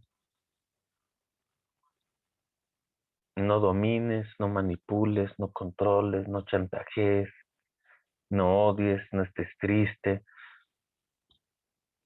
Ama a los hombres así. Hombres y mujeres, ¿no? O sea, se entiende desde luego.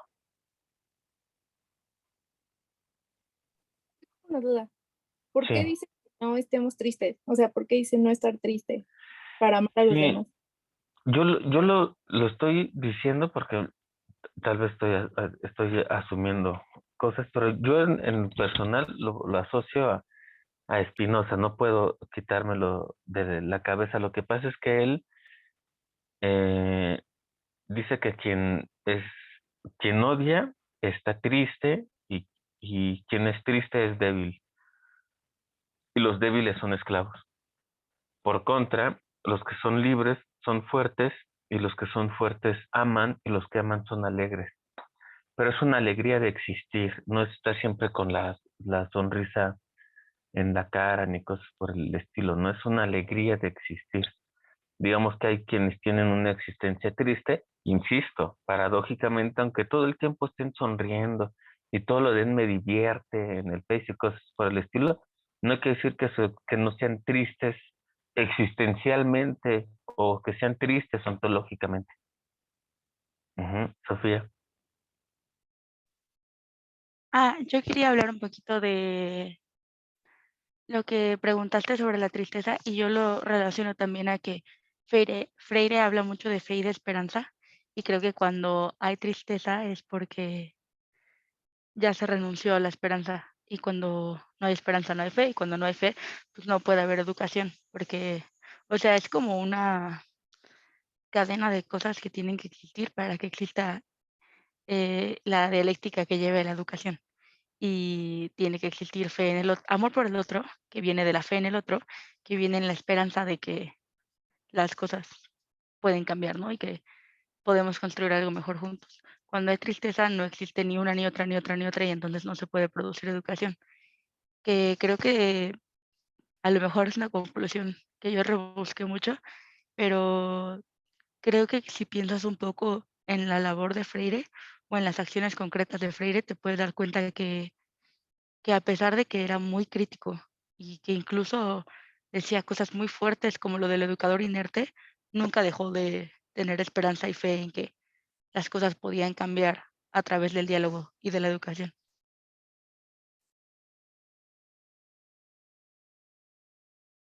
A diferencia del revolucionario, ¿no? O yo diría, o sea, si el educador revolucionario o el educador biófilo o el educador vital. Ujú. ¿Cómo empezar a generar el diálogo? Vamos a terminar con eso. Bueno, pues Freire tiene también, ¿no?, una categoría para eso, también creó un concepto que son los famosos temas que.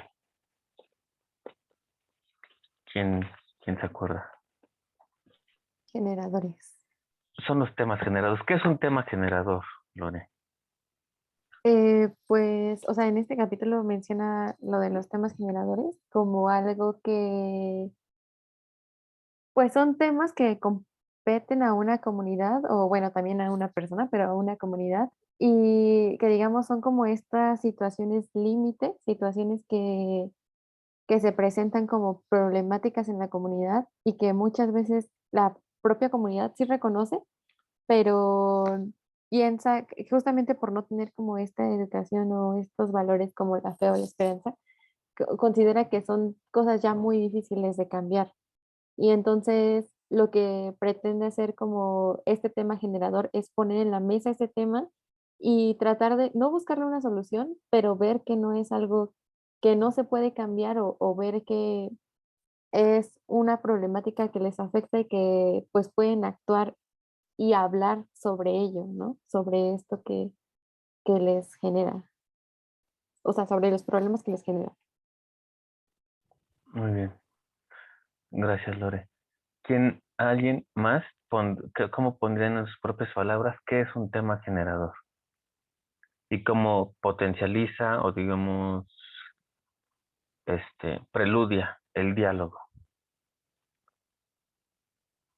¿Pudieron llegar hasta allá? Es un capítulo extenso.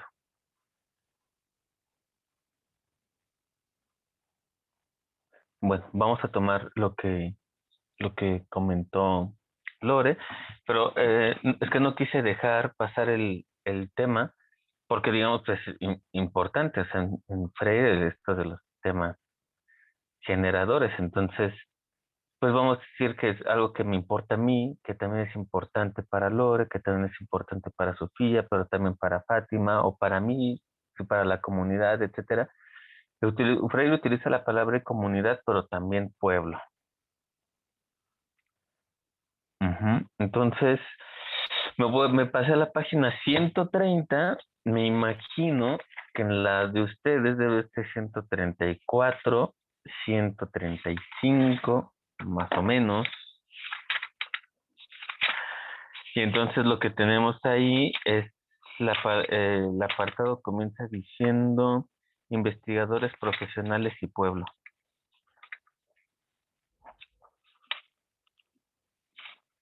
Ujú.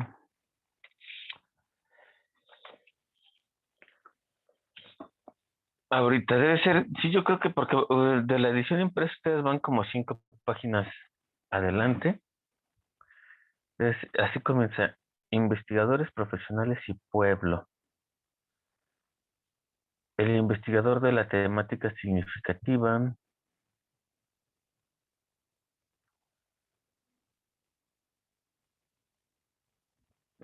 Bueno, sí, lo voy a leer y ahorita a lo mejor lo encuentran por ahí. Ok, igual voy a leer, voy a aprovechar y mejor leo de una sola vez una cita larga. Investigadores profesionales y pueblo. En esta operación simpática, que es la investigación del tema generador, son ambos sujetos de este proceso, desde el principio. Ok. Entonces tenemos investigadores profesionales y pueblo. Ahí podríamos colocar precisamente a los estudiosos de la pedagogía, que somos nosotros, como investigadores profesionales, y entonces vamos con el pueblo.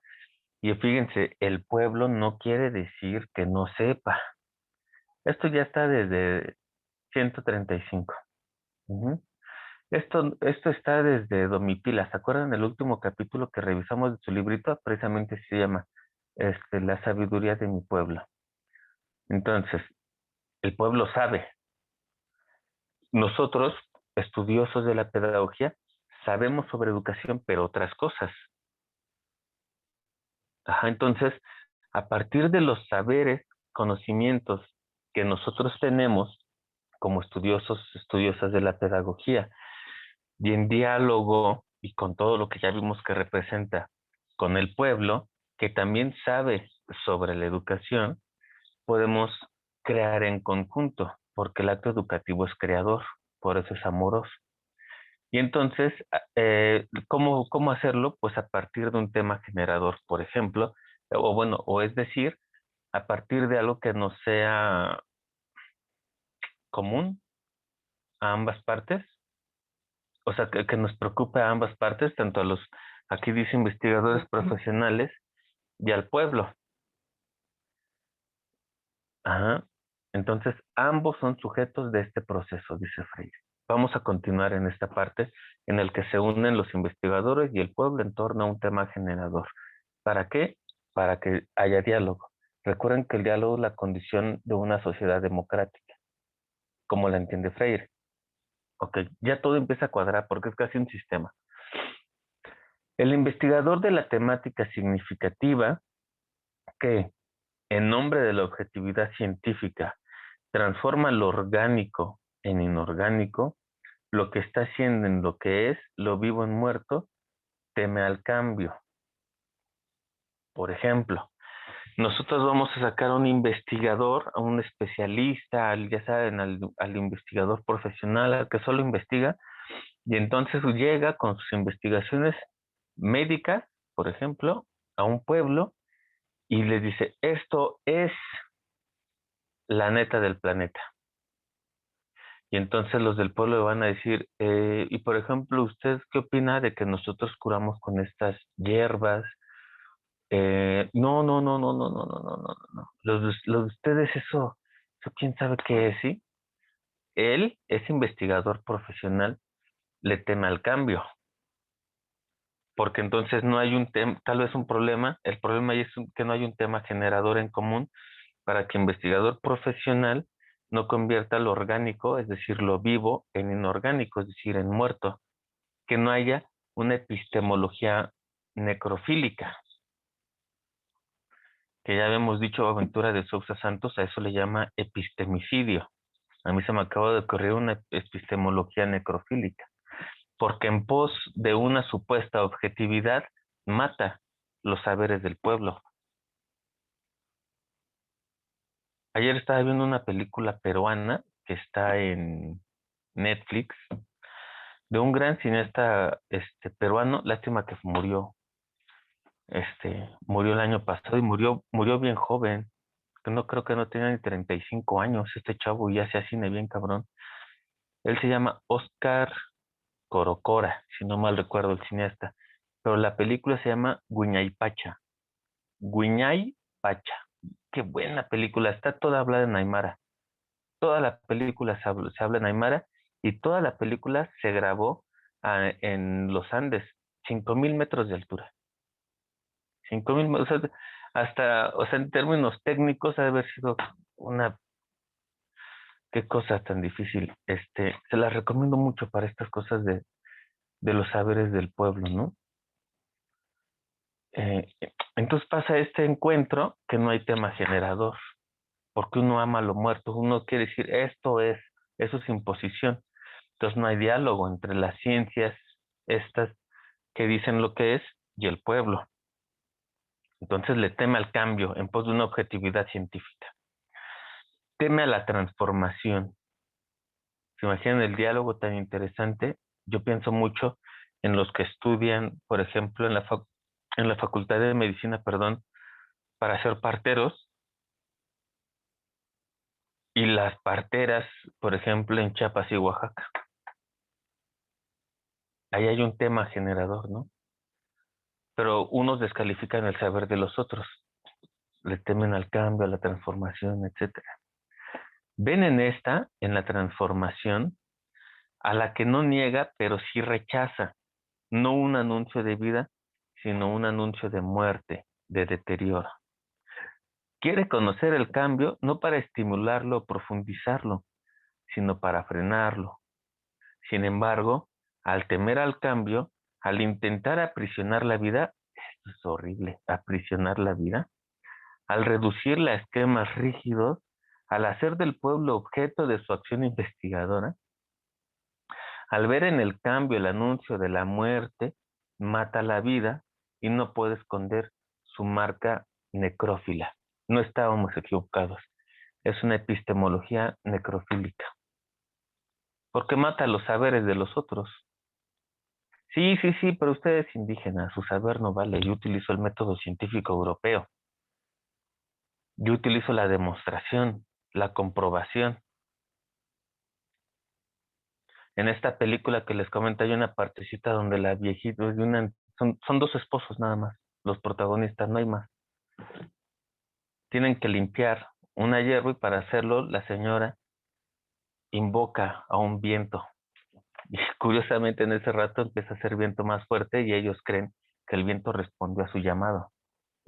Entonces yo lo veía y me puse a pensar, híjole, si esto lo ve un científico así ortodoxo, objetivo, freiriano, necrofílico, va a decir, estas pobres personas ellas creen que por decir esas palabras el viento le hizo caso y entonces se presentó más fuerte, ¿no?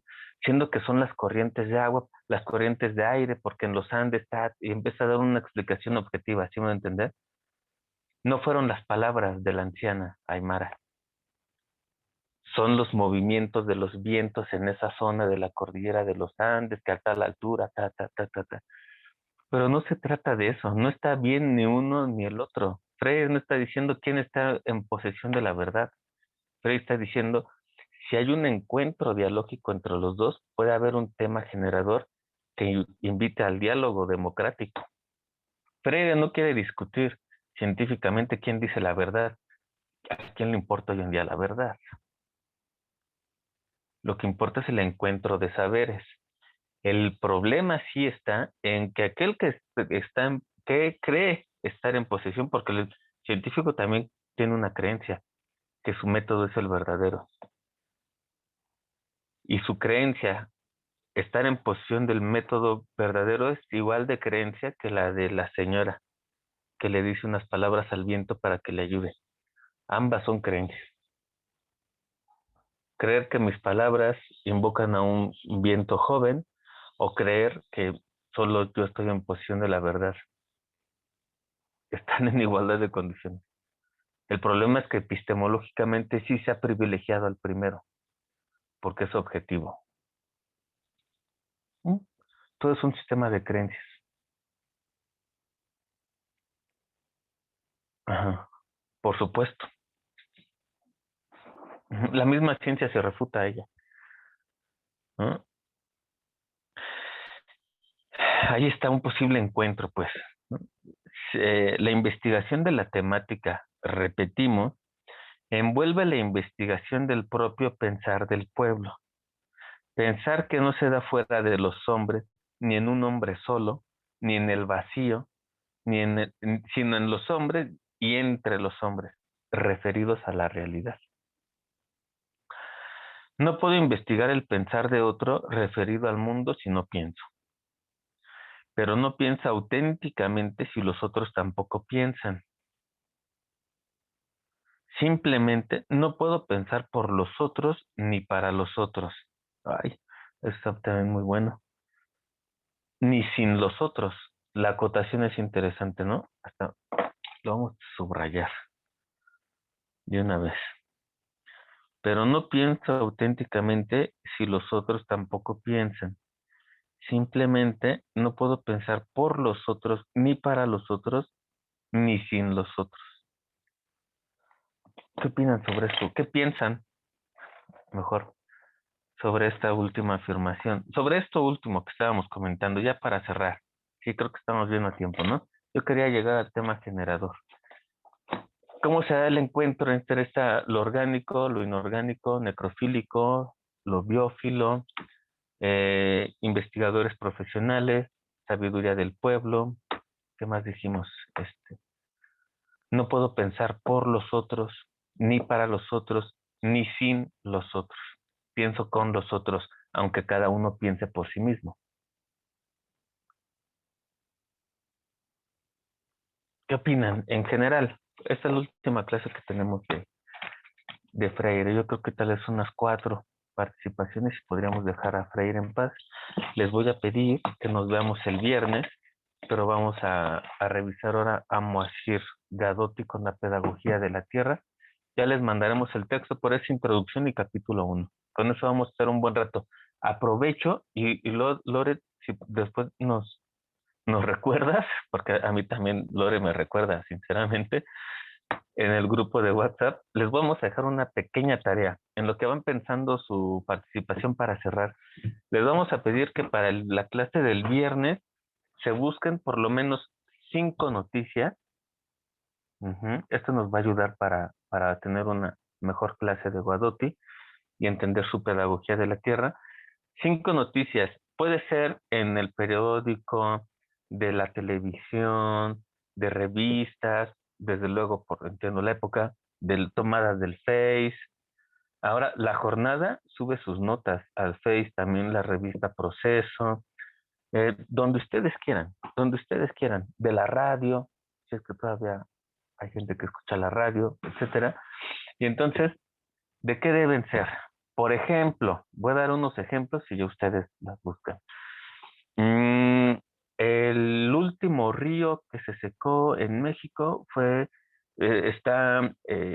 en el estado de Veracruz. Ok, esa noticia la puedes traer.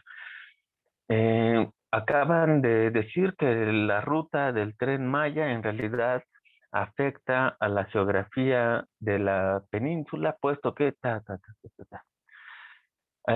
asesinaron a 2 defensores ambientales en el norte del país que estaban criticando la presencia de las mineras canadienses. Esto también la puedes traer. Acaban de decir que hay 2 especies en peligro de extinción, y esto porque solo quedan 2 machos y una hembra, y estos animales son la puedes traer. ¿Es más o menos claro el tipo de noticias? ¿Alguien tiene alguna duda? No las van a entregar, no las van a mandar a nuestros correos, solo les pedimos que las tengan, no sé, allá a la mano, ¿no? En su celular o en su computadora, o que las memoricen, yo qué sé. Pero así, 5 noticias para que cuando vayamos avanzando en el tema de la pedagogía de la tierra, ustedes tengan material y cuando digamos que alguien quiere participar, sí, yo con esta noticia y la asocio a la propuesta de Gadot, tiene esto y lo otro. Y eso nos va a ayudar bastante a que esto sea mucho más dialógico. 5 noticias de ese tipo. ¿Sí? Qué bueno que me acordé. Bueno, eso, y les mandamos como siempre el textito, pero les digo desde ahora que es introducción y capítulo 1. Con eso vamos a estar un buen rato, ¿sí? Y las noticias que ustedes tengan. Ahora sí, regresamos a Freire. últimas opiniones sobre Freire, específicamente sobre los temas generadores que digamos que ligan a los investigadores profesionales con los saberes del pueblo, orgánico e inorgánico. Yo, Lore. pues justamente este punto de los temas generadores y de la investigación, creo que es algo que es muy importante revisar en Pablo Freire, porque como que siempre nos quedamos como con la educación bancaria y la crítica, ¿no? Pero bueno, si no tuvieron la oportunidad de llegar hasta ese punto, yo les recomendaría que sí lo leyeran, porque es como tal, pues no sé si podría ponerlo como método, pero como metodología, como algunos pasos sobre pues poner ya en práctica todo lo que ha venido diciendo Freire en los capítulos anteriores y en sus libros anteriores, ¿no? En un método ya más tangible que pues hace que justamente no se vea este pensamiento como muy utópico, sino más bien que sí se puede llevar a la práctica, o sea, que sí podemos hacer algo respecto a lo que está diciendo Freire, ¿no? Entonces, esto de las investigaciones y de los temas generadores va también un poco relacionado a lo que decía Freire con el contenido pragmático, con el contenido de los programas, o sea, de los programas de estudio, que pues generalmente pues el educador o nosotros en este caso somos los que decidimos qué vamos a ver en el semestre, ¿no? Pero algo que para que sea una educación verdaderamente transformadora también, tienes que empezar desde antes, o sea, desde antes de la primera clase, sino desde que estás pensando en qué temas vas a tocar, o sea, los temas generadores, qué temas vas a tocar para que sean significativos para la comunidad a la que vas a ir. Y pues para eso requieres de la investigación, que es algo que pues en nuestro colegio pues creo que tenemos demasiado o demasiadas materias que se relacionan a esto, a la investigación y que creo que es algo que podríamos poner en práctica desde desde nuestro quehacer pedagógico, o sea, desde nuestra formación como pedagogos de ciudad, pero reconociendo siempre que también podemos aportar eso, pero que también el pueblo tiene saberes que debemos pues como mezclar, o sea, como justamente investigar eso que nosotros tenemos estas herramientas para investigar los temas generadores que el pueblo tiene y hacer un contenido o un programa de estudios que vaya acorde con la situación del pueblo. Y al principio decía que no sabía si llamarle método o metodología, porque obviamente pues sí es un método, pero que se cambia obviamente de comunidad en comunidad, ¿no? No es como que lo que yo descubrí aquí, pues vaya a poderse aplicar en otro lugar, porque pues simplemente son totalmente diferentes, ¿no? Y pues por eso yo sí recomiendo que si no llegaron hasta este punto, sí lo lean, porque es algo que creo que ya es más concreto, ya es una acción más concreta o algo que se pueda hacer. Súper. Muchas gracias, Lore. Muy bien, ¿eh? Muy bien. Sofía 1, Viridiana 2.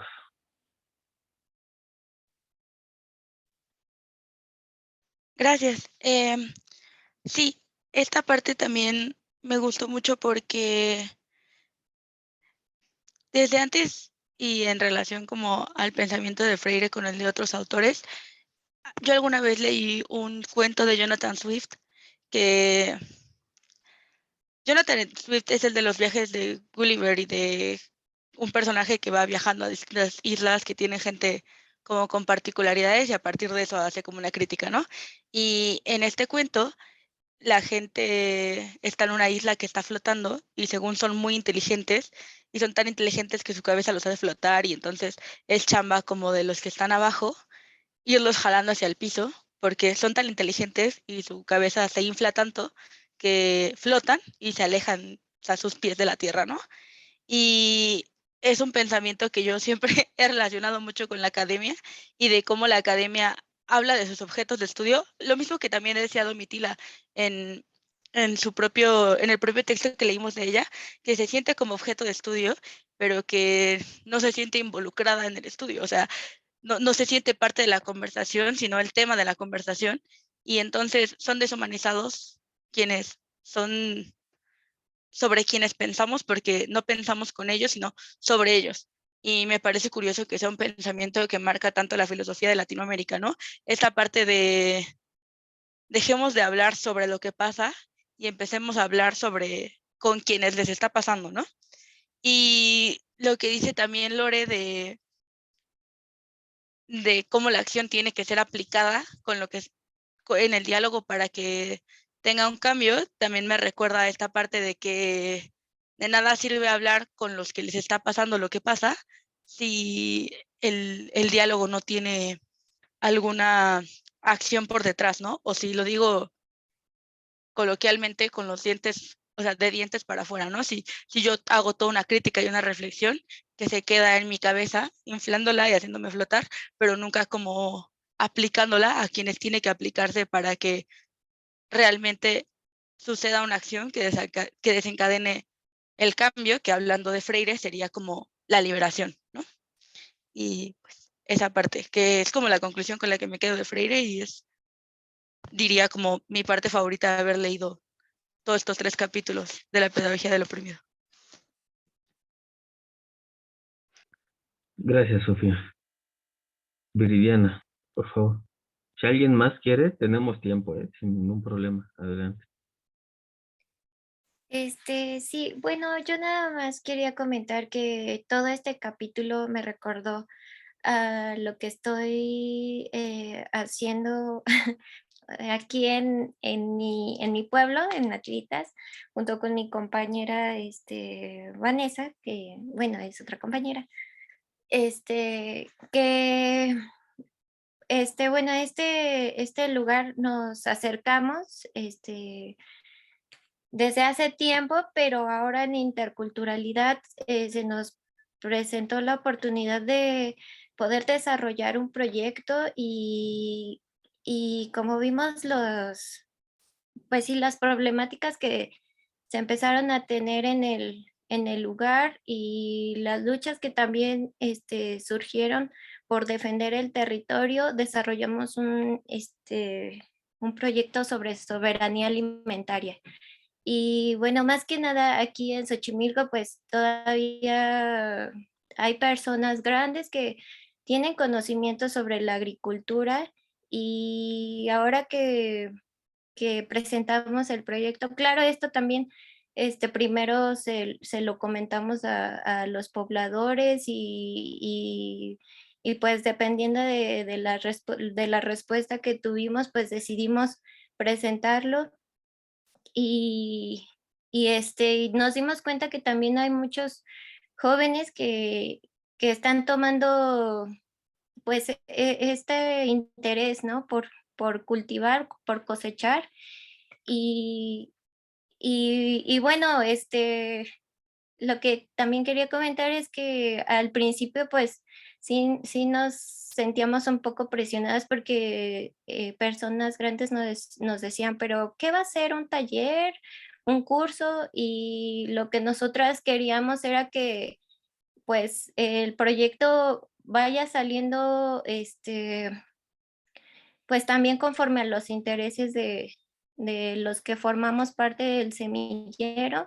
Entonces, pues creo se les hizo algo difícil, pero ya llevamos dos actividades hechas y en esta última actividad realizamos reflexiones sobre el contexto que tenemos aquí en Xochimilco y y pues salieron opiniones muy interesantes, y a partir pues sí, de estos saberes compartidos, estamos viendo si podemos tomar la vía de ay, ¿cómo se llama? De la agroecología. Y bueno, no sé, he relacionado mucho este capítulo con lo que se está llevando a cabo aquí en Xochimilco, en el semillero. Y bueno, nada más quería compartir eso. Si en algún momento pudieran compartir información para que sepamos más qué hacen, qué pasa en todo esto del semillero, estaría bastante bien tener un poquito más de contexto. Ujú. Muy bien, pues acabamos Paulo Freire. Seguimos en la unidad Brasil. Vamos a tener 2 clases más de Brasil, las 2 dedicadas a la pedagogía de la tierra de Moacir Gadotti. Les pido que el viernes sea la primera y de hoy en 8 que nos vemos en la facultad sea la segunda, sobre Moacir Gadotti con la pedagogía de la tierra. Las 2 clases vamos a trabajar con el librito y con sus 5 noticias en las 2 clases. Entonces, si alguien no alcanza a presentar el viernes, seguro el lunes en la facultad van a tener tiempo para relacionar el texto con algunas de las noticias. Entonces, váyanse juntando las 5 noticias a lo largo de la semana. No tiene que ser ya así pronto. Tienen la semana para buscarlas y bueno, les harán llegar más bien el texto, la pedagogía del oprimido, la pedagogía de la tierra. Y váyanse leyendo con mucha calmita porque es un texto que se disfruta bastante, son muchas ideas también. Introducción y capítulo 1 por lo menos. ¿Ok? Ya para el lunes serán otras páginas, pero pues ya, con eso van a saber muy bien hacia dónde va la propuesta de Gadotti, que les decía es el presidente del Instituto Paulo Freire hoy en día, en Sao Paulo. Muchas gracias, Lore. Muchas gracias, compañeras, compañeros. Fue una excelente clase. Nos vemos el viernes igual por Zoom. ¿Mm? Hasta luego. Gracias, profe. Adiós. Adiós. Hasta luego, buen día. Igualmente.